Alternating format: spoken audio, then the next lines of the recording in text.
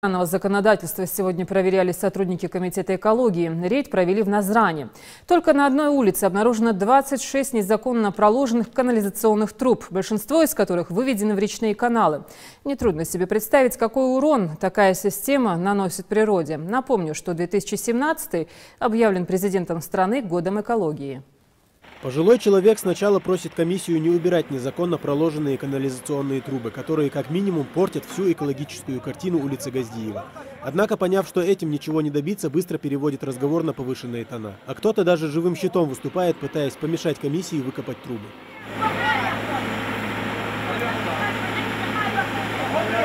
Жители улицы еще 2 недели назад обещали убрать канализационные трубы, но, как видно, за это время ничего не поменялось. Несмотря на недовольство и возмущение жителей, участники рейда самостоятельно начали откапывать трубы, по которым в каналы стекают все канализационные нечистоты. Ранее, где-то 2 недели тому назад, мы здесь все места выявили, со всеми жителями поговорили, что такие нарушения непозволительны, что надо убрать вот эти канализационные трубы.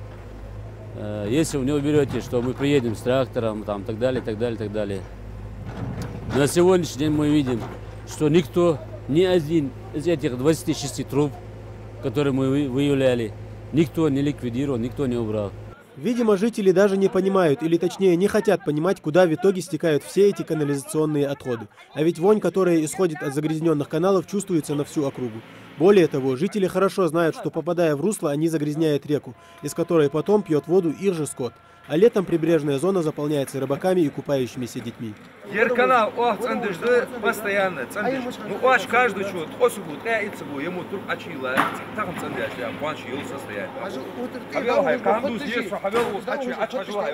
Нам надо не только в городе Назрань, но и по всей республике ликвидировать эти сбросы канализационные на улицу, где тротуарные, пешеходные имеются дорожки, где ходят дети в школу, где ходят взрослые люди. Только на одной этой улице участники рейда обнаружили аж 26 незаконно проложенных канализационных труб. Жителей явно не волнуют ни требования закона, ни наставления богослова.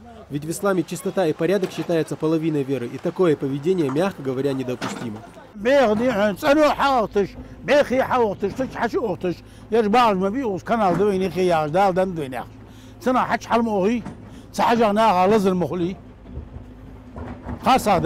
Еще с конца прошлого года сотрудники Комитета экологии республики пытаются донести до жителей, что в первую очередь такое катастрофическое состояние окружающей среды должно заботить их. Как можно позволять себе и другим загрязнять место, где живут? Хотелось бы обратиться и к главам муниципальных образований, чтобы они не ждали того времени, пока комитет придет на территорию и будет проводить эту работу. Это непосредственно их работа. 2017 год в стране объявлен годом экологии, и сотрудники комитета намерены проводить такие рейды регулярно. А вопросы воспитания, формирования экологической культуры выходят сегодня на первый план. Ингушетия богата лесными просторами, чистым воздухом и прекрасными пейзажами. Надо ли говорить, насколько сильно эту идиллию портит такая картина, и какую угрозу несет в себе мусор? Реки пока еще с гордостью переносят удары, наносимые им невежественными и неразумными людьми. Однако, если не остановить эту нечистотную катастрофу, пострадают все без исключения. Тамерлан Хамхоев, Исмаил Гатагажев, Магомед Урусханов, Новости 24. Сегодня в Музее краеведения